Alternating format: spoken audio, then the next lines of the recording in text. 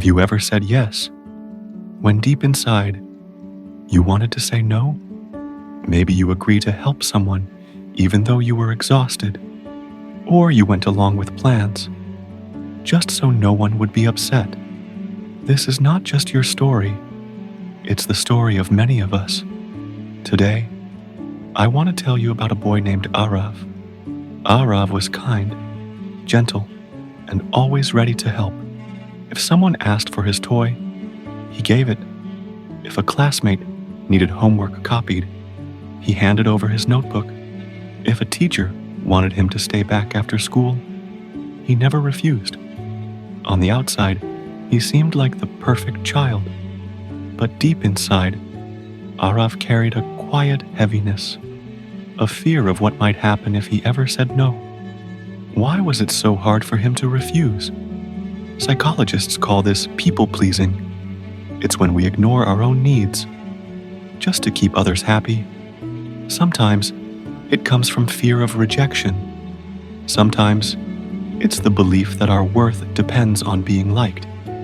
And sometimes it's the desperate attempt to avoid conflict at any cost. Imagine wearing a mask every day, smiling, even when you're tired, angry, or sad. That's what people-pleasing feels like. It looks like kindness, but often it's fear dressed as love. One evening, Arav was helping a friend prepare for a test. He stayed up late, explained chapters, solved questions, and forgot his own studies. The next morning, he sat in the exam hall, exhausted. When the results came back, Arav's marks were painfully low.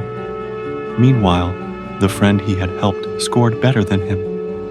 That day, Arav sat alone and whispered to himself, "I keep saying yes to others, but I keep saying no to myself."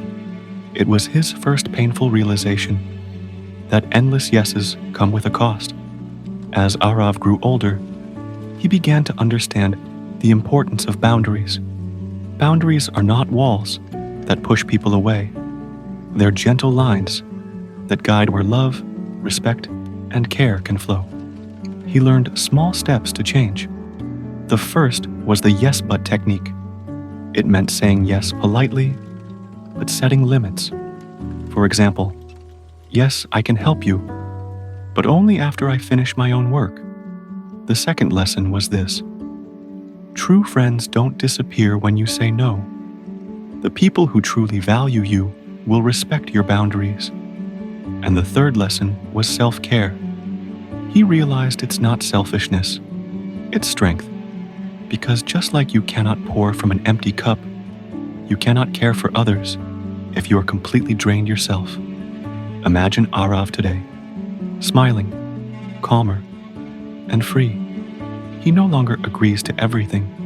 He chooses wisely, and with every gentle no, he whispers yes to himself. Remember this: boundaries are not a rejection of others.